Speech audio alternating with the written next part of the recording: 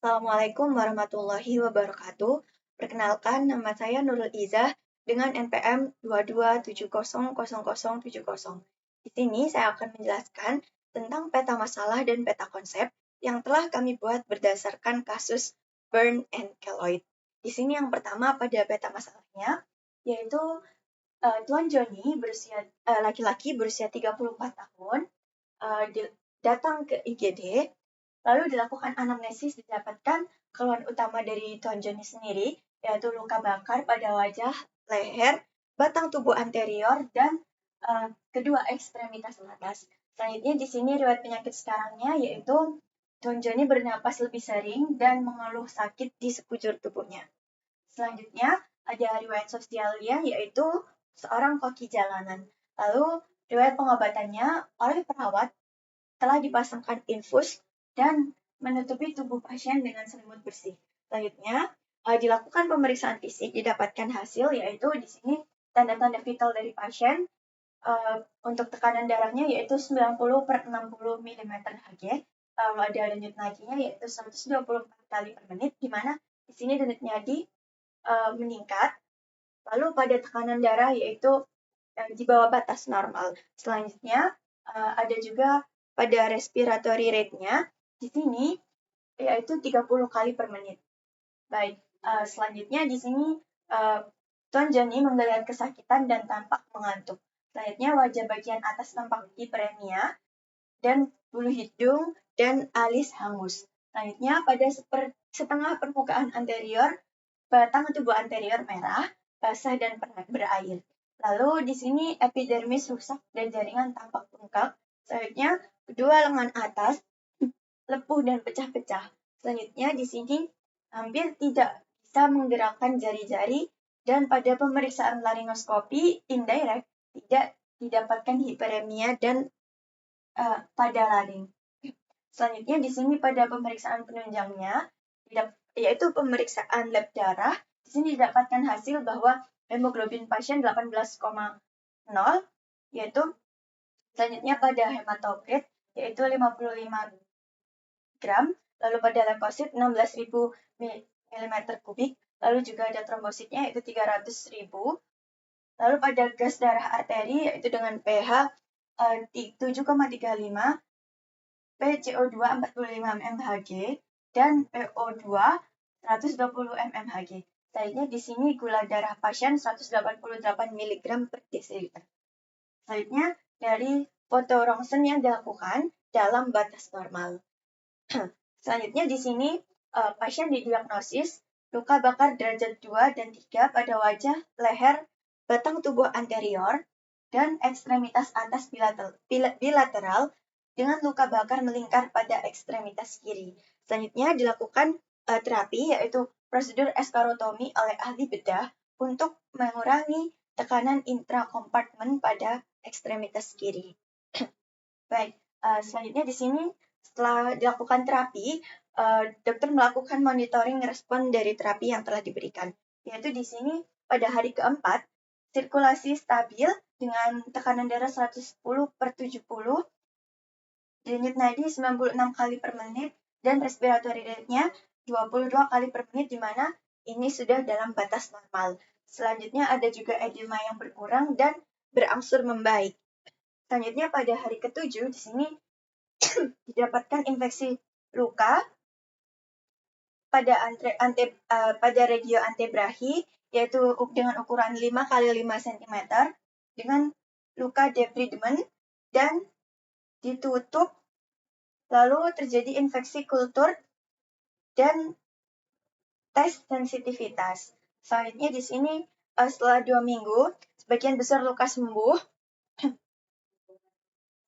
lalu debridement dan skin graft-nya pada luka, lalu dilakukan juga fisioterapi pada leher pasien. Selanjutnya setelah 2 bulan, pasien mengeluh kembali bahwa pasien mengalami gatal, kadang juga terjadi nyeri pada lengan kiri bawah, lalu terdapat luka tebal dan memerah, lalu ekstensi siku sulit dan bekas luka hipertrofik, lalu juga terdapat kontraktur siku. Baik, berlanjut pada peta konsepnya.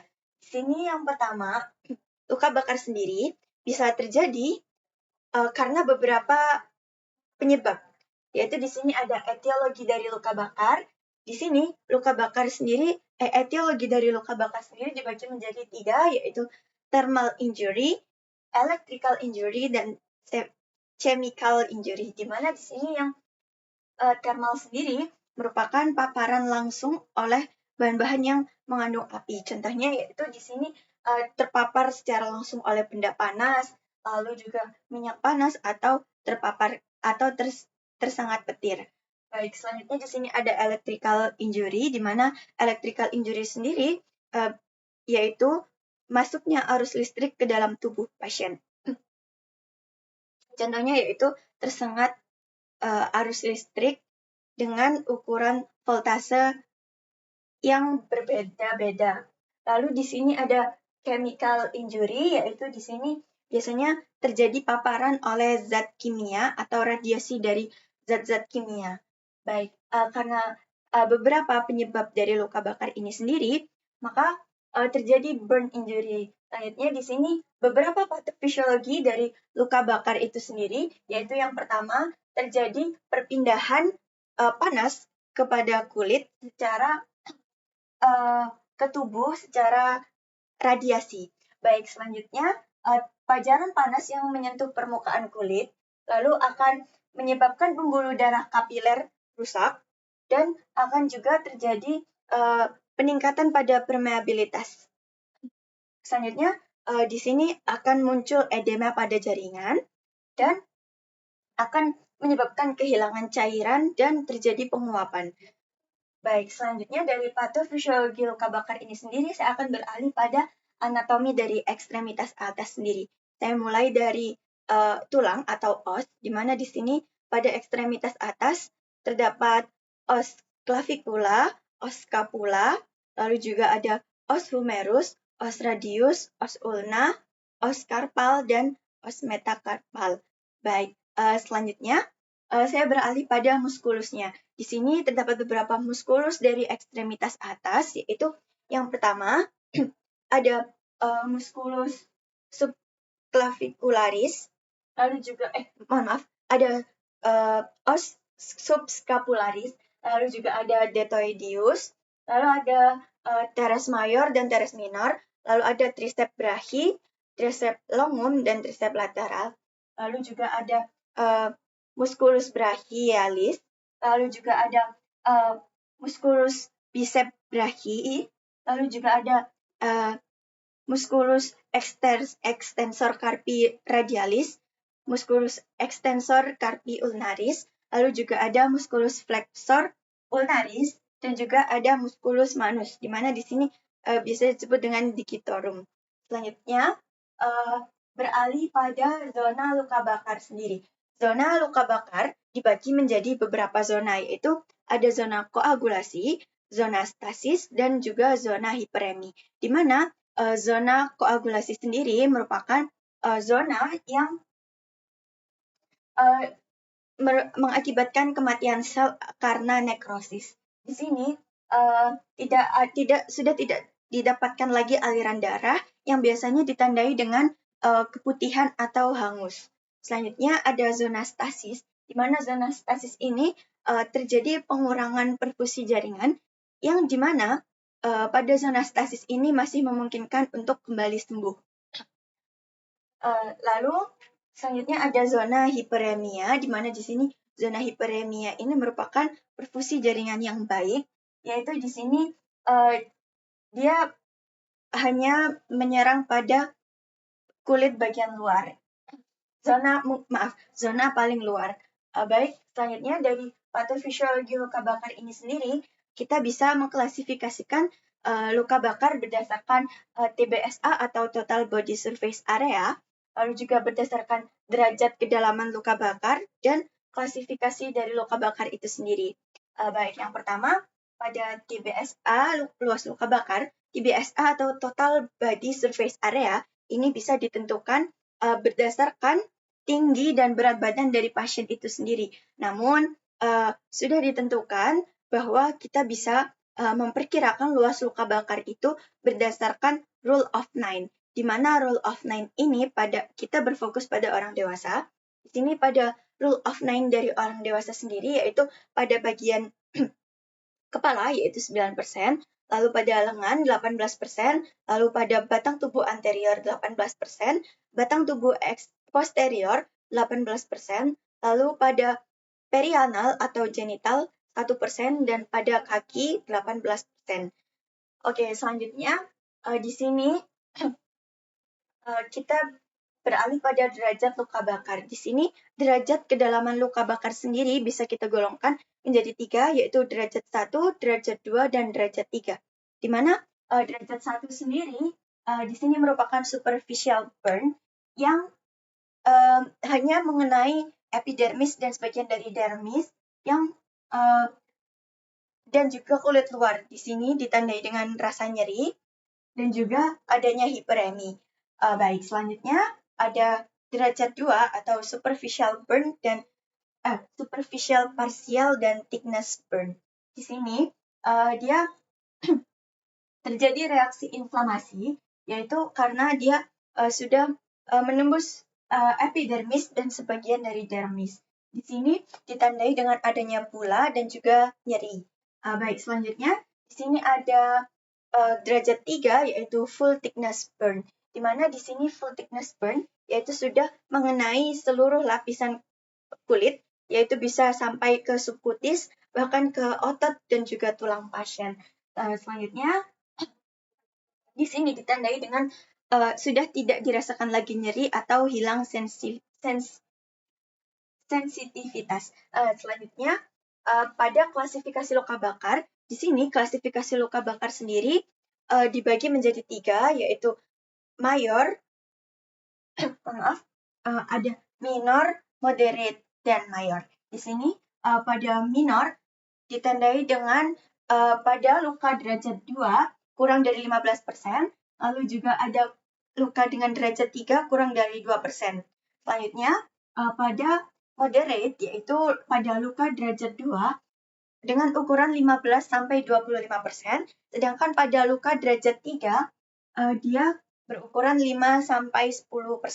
Selanjutnya pada luka bakar mayor di sini dengan ukuran luka bakar derajat 2 lebih dari 25% dan luka bakar derajat 3 lebih dari sama dengan 10%. Terutama pada wajah, tangan, kaki, leher, lalu juga pada area genital atau lalu juga adanya trauma inhalasi.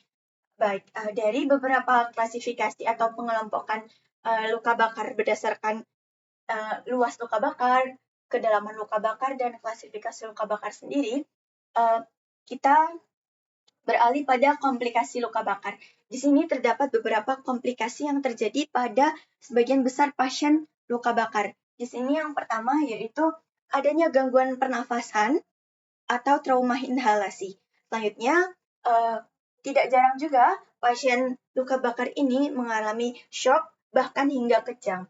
Selanjutnya, ada juga dehidrasi, lalu ada terjadi juga infeksi dari bakteri-bakteri, dan juga yang paling dari jangka panjangnya atau dalam fase kronis, biasanya pasien akan mengalami skar hipertrofik dan juga keloid. Baik, selanjutnya di sini ada beberapa kriteria rawat inap untuk pasien luka bakar.